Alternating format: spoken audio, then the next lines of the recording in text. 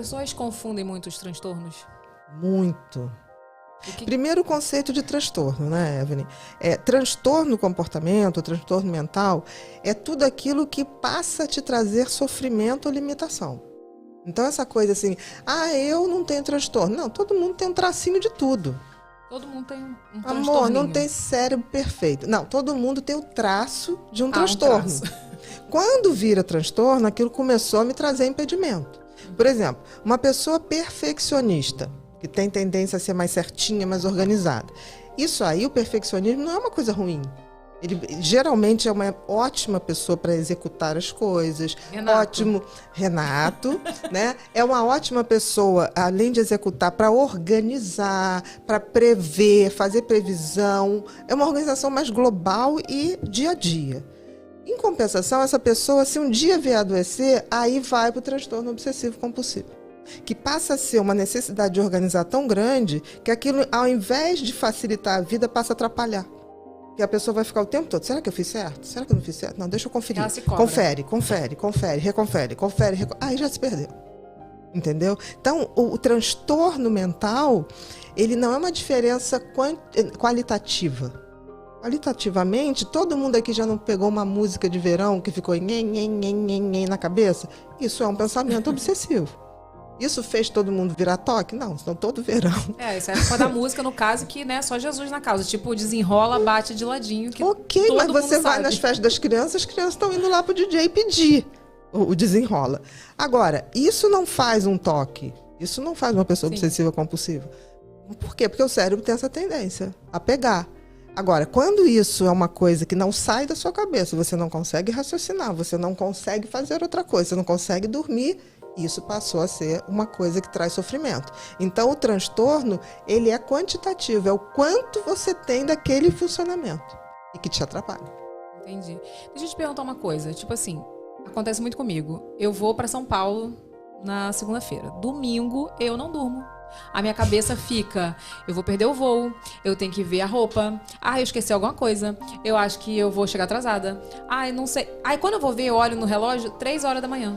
Aí daqui a pouco, beleza, eu consigo dormir. É um sono que parece que eu não descansei. Quando eu vou ver, tocou o despertador. O que é isso? Na hora que tá melhor. Ansiedade. Isso é pura transtorno? Ansiedade. Se isso tá te atrapalhando, sim. Mas só me atrapalha quando eu tenho compromisso. Mas você deve ter compromisso quase sempre, né? Todos os dias.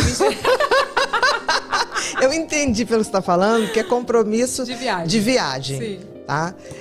Isso acontece comigo quando eu viajo para voltar. Então, quando pega voo, por exemplo, a gente quando vai para São Luís, eu vou de madrugada, a volta. Tem uma opção de lugares no Brasil que é assim. Então, por exemplo, não preciso de despertador. Porque o cérebro vai me acordando de hora em hora. Eu olho assim, uma. Não é? Duas, isso que acontece comigo. 3. Mas isso é responsabilidade. Porque assim, na minha rotina comum, não. Porque eu já fui pior, né, Renato? Eu perdi o voo. Ela nunca chegava no aeroporto. Nunca. A minha vida era perder um voo.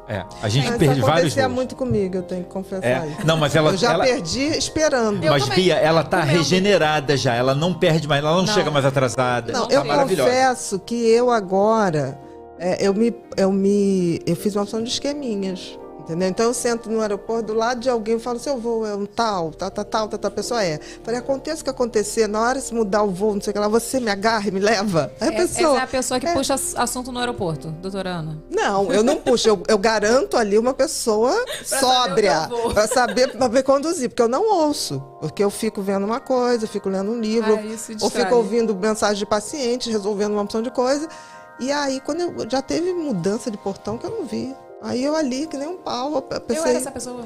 Evelyn, a gente perdeu um voo para São José do Rio Preto porque ela resolveu comer um pão de queijo. Foi. Acredito. Aí perdemos. Chegamos no voo, no portão, a pessoa falou, já encerrou o embarque. Ela, como encerrou o embarque? Encerrando, minha senhora. A senhora não vai nesse voo. Primeira vez em Palmas. Enfim, vem cá. Depressão ainda é considerada frescura? Pelos ignorantes. Mas ainda é, né? O povo fala, depressão, nada. Não, as pessoas falam assim, como depressão? Você tem tudo. E hoje a coisa mais comum da gente acontecer é o deprimido que tem tudo.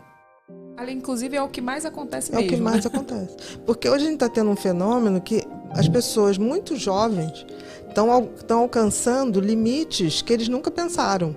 Então vamos supor, um garoto jovem pela internet, ele começou a gente sabe que tem isso, que ganha 1 milhão por mês. Com pouco tempo, se ele não fizer grandes estragos, ou se ele tiver alguém que olhe por ele para fazer uma administração razoável, tá? Mesmo com todos os erros de juventude, ele tá bem. O que acontece? Ele deprime. Porque tá bem. E a gente já viu isso publicamente nos últimos 2 anos. Pessoas, né, com canal de YouTube, com coisas extremamente favorecidos a partir do seu trabalho, sem problema nenhum, mas pessoas que capotaram, subiram e pá, deprimiram. Aquilo que eu te falei, a felicidade, ela é dependente de material até um certo ponto. Ter tudo o que se quer em termos de material, você vai deprimir. Ou vai virar um viciado ou vai deprimir. Cara, e como faz pra você lidar, pra você ter o equilíbrio com isso? Autoconhecimento. Mas com relação à criação, por exemplo, de filhos. Exatamente isso. Nunca dê tudo ao seu filho. E nunca fale pra ele, mamãe vai te dar sempre tudo. Não fale isso. Mamãe sempre vai te ensinar os caminhos. Mamãe sempre vai te ensinar os caminhos. É que faz um teste. Conta uma história de príncipe e princesa para seu filho de noite. Se você inverter e falar assim, quer saber de uma coisa? E o príncipe não foi lá salvar a princesa, porque ele falou, não ganho nada com isso. Sabe o que teu filho vai fazer? Que isso, mãe? Que isso? Eu fiz isso com a minha sobrinha neta. Sério? Ela olhou para mim. Tá errado. Lê de novo, o príncipe vai lá salvar a princesa. Falei, não vai, não ganha nada. Não, mas ele não faz porque ele ganha. Ele faz porque ele gosta. É impressionante como a criança já vem com essa noção da empatia, do amor, desse amor que não é sexualizado, desse amor que é fazer o que tem que ser feito, né? Aí eu falo, não, mas ele não vai ganhar nada. O que vai acontecer com ele? Ele falou, não. Eu falei, mas ele é magrinho, aquele dragão é enorme, pensa bem, vai falando sério. Ela, mas ele vai encontrar não sei quem que vai dar uma espada poderosa para ele. Então ela já sabe até que isso vai acontecer. Como se dissesse assim, o bem é ajudado, de alguma maneira. Então você está educando seu filho. Se você falar pro teu filho, mamãe vai resolver tudo, confia na mamãe. Só que mamãe não vai estar aqui pro resto da vida. E como lidar com as outras, assim, porque, por exemplo, eu dou essa educação pro meu filho, mas ele vai conviver com outras crianças que, de repente, eu tô falando isso porque eu já vivi isso com filhos de amigas, que vai ter outras crianças que ouvem em casa, meu pai e minha mãe é rico. Meu pai e minha mãe tem tudo. Meu pai... Sabe assim? E aí você ensina de um jeito, mas a outra criança tá sendo ensinada que ela tem tudo, que ela pode tudo. E aí? Mas se você tem esse padrão bem bacana em casa, ele vai chegar e falar, mãe, eu fui na casa do fulano. E a criança até 6 anos conta tudo. Se você tiver paciência para ouvir, você fala, e aí, filho, como foi lá? Ele conta. Aí você vai falar... Até os 6? Capricha até os 8. Tá. Né? Você tem que deixar um alicerce para adolescência. E aí, quando ele te conta isso, você vai falar assim, filho, você sabe o que é rico? Aí vai falar, não, rico é uma pessoa que nunca mais precisa trabalhar. Você acha isso bom? O trabalho é um presente que Deus dá pra gente. Não, porque, inclusive, eu falo pra ele que, inclusive, mamãe não pode parar de trabalhar. Não, e também não quer. Porque você tem que passar para ele, tipo assim, quando tudo na natureza tem um papel. O sol tem que esquentar, o rio tem que correr pro mar, a macieira tem que dar maçã, a laranjeira tem que dar laranja. Imagina se Deus ia criar a gente para não dar para nada. A gente também faz parte da natureza. Então Deus te deu um talento para você poder pegar aquilo e transformar numa coisa boa. Igualzinho a macieira. Então, na hora que ele entende que ele tem um sentido, uma missão para cumprir, o trabalho não é mais o dinheiro. O trabalho é vou ser o ser humano que Deus quer que eu seja. É o buscar, ou o criador. Que motiva, né? Por que hoje está aumentando a questão da depressão? Porque as pessoas não têm ideia. Hoje, os adultos que me procuram, eu falo assim, qual o seu sentido e propósito da vida? Não sabe responder. Eu pergunto isso ao adolescente, ele fala assim, meu sentido até 15 anos era ir à Disney. Eu falo, estou perguntando o sentido de vida. O que é o sentido da vida? É identificar o que foi o gift que o Criador te deu. Gift, talento em inglês é gift, é um presente.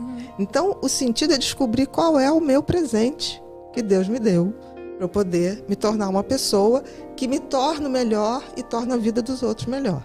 E o que é propósito? É pegar o meu gift e botar em ação.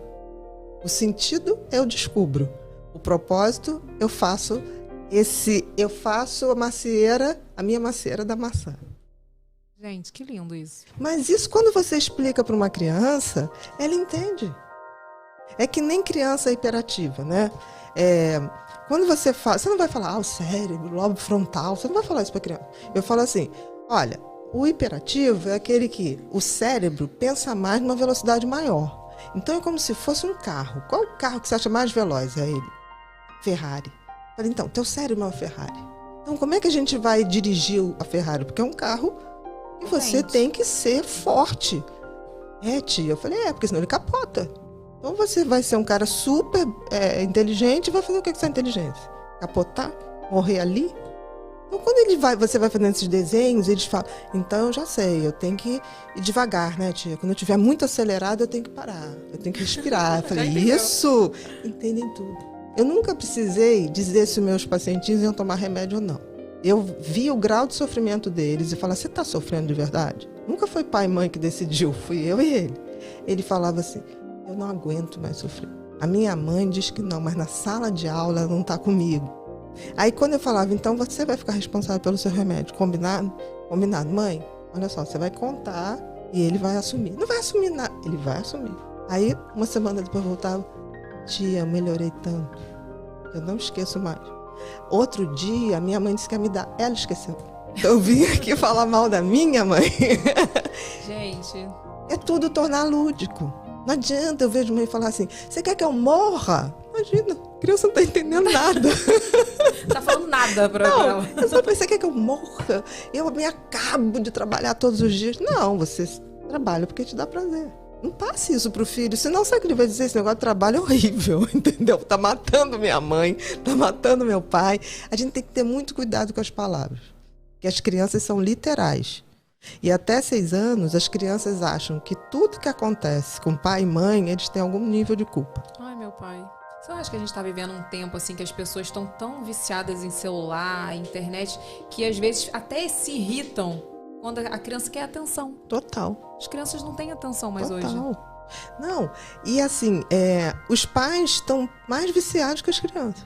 Porque as crianças, se você falar assim, vamos hoje fazer um dia o seguinte, vamos tomar banho de mangueira, vamos fazer corrida de sapo, elas vão adorar. Porque criança tudo que quer é brincar com o pai e mãe. Mas aí o que faz? Dá o celular para poder ficar no celular. Exatamente. Ou o tablet. Exatamente. Tu não acha? Não, tenho certeza. Vai no restaurante que tem criança. A mesa inteira. As crianças estão comendo assim. Aí quando o garçom passa que às aqui... vezes tem que ter, às vezes tem que ter. Ok, mas por exemplo, um almoço, as crianças vão tocar um rebu no restaurante. Sim. A não ser que tenha uma área reservada para criança, com um animador, que ok. Não é sempre. Que não é sempre. Eu também acho. Agora, fazer disso um hábito, tem pai e mãe quando chega já bota o tablet da criança. Exatamente. Eu também acho. Já bota. Então, assim, é horrível falar isso porque os pais também não estão administrando. É isso que eu estou falando. Todo mundo doente. A verdade é essa. 28% é muita coisa. Das pessoas de adultos jovens, entre 19 e 25 anos. Não estamos falando do pessoal que está descobrindo rede social agora, como o pessoal da terceira idade que fica lá fazendo aquilo, ok. Eles têm tempo para isso. Já se aposentou. Se aposentou. É a nova praça de interação social, né? Mas assim, isso antes da pandemia. Esse 8 horas por dia, Evelyn, era antes da pandemia. Por exemplo, porque assim... Tem uma coisa legal na vida, eu achava que a melhor época tinha sido de 35 a 45, agora eu tô com 56. Cara, 50 a 60 tá sendo maravilhoso, porque a gente já não se permite fazer qualquer coisa. Você se torna muito mais seletiva. Tô nessa idade aí, nem tô. Que maravilha. Mas já tô mentalmente nessa idade, que não me permito fazer qualquer Sabe coisa. por quê? Você não se agride mais. E as pessoas que te amam, você fala, não vou não, o pessoal tá bom, um beijinho. Antes você se cobrava, né? De dar uma satisfação. Eu falei isso um dia desse. Eu tenho que ir. Não tem que ir nada. Quem me ama desse jeito. Eu estou vivendo essa Eu sou aquela pessoa assim que hoje eu saio de casa para ir a algum lugar que eu gosto muito. Ou para dar um beijinho numa pessoa que eu gosto muito. Então, eu sou aquela pessoa assim, vou.